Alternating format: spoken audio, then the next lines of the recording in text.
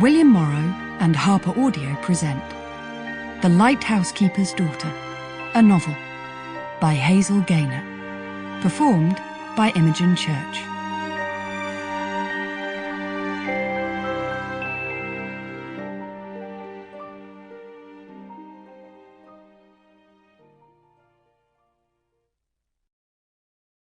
I am not afraid of storms, for I am learning how to sail my ship.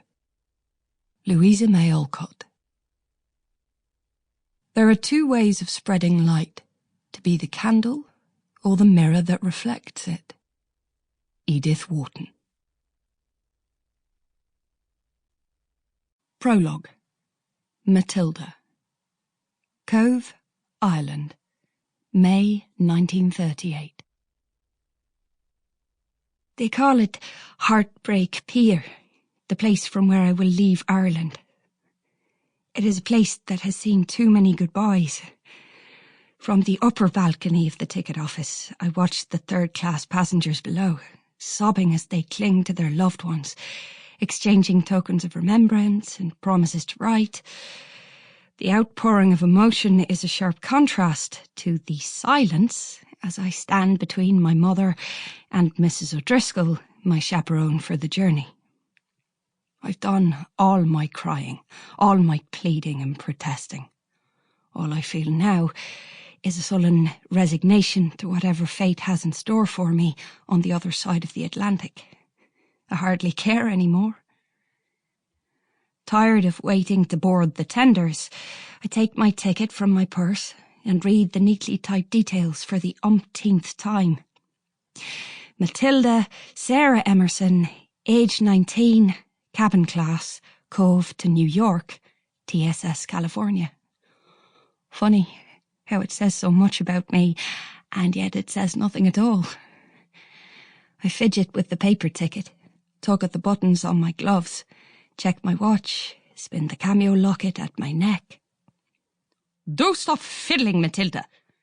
Mother snips, her pinched lips a pale violet in the cool spring air. "You're making me anxious." I spin the locket again. "And you're making me go to America."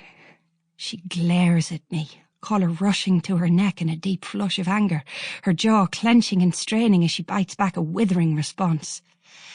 "I can fiddle as much as I like when I get there," I add, pushing and provoking. "You won't know what I'm doing, or who with." "Whom with?" she corrects, turning her face away with an exaggerated sniff, swallowing her exasperation and fixing her gaze on the unfortunates below.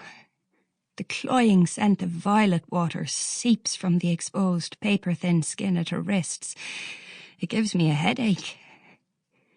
My fingers return defiantly to the locket, a family heirloom that once belonged to my great-great-granny Sarah. As a child, I'd spent many hours opening and closing the delicate filigree clasp, making up stories about the miniature people captured in the portraits inside, an alluring young woman standing beside a lighthouse, and a handsome young man believed to be a Victorian artist, George Emerson, a very distant relative, to a bored little girl left to play alone in the draughty rooms of our grand country home. These tiny people offered a tantalising glimpse of a time when I imagined everyone had a happy ever after. With the more cynical gaze of adulthood, I now presume the Locket people's lives were as dull and restricted as mine. Or as dull and restricted as mine was until half a bottle of whiskey and a misjudged evening of reckless flirtation with a British soldier from the local garrison changed everything. If I'd intended to get my mother's attention, I had certainly succeeded. The doctor tells me I am 4 months gone. The remaining 5 I am to spend with a reclusive relative, Harriet Flaherty, who keeps a lighthouse in Newport, Rhode Island. The perfect hiding place for a girl in my condition, a convenient solution to the problem of the local politician's daughter, who finds herself unmarried and pregnant. At 1 o'clock precisely, the stewards direct us to board the tenders that will take us out to the California. Sample complete. Ready to continue?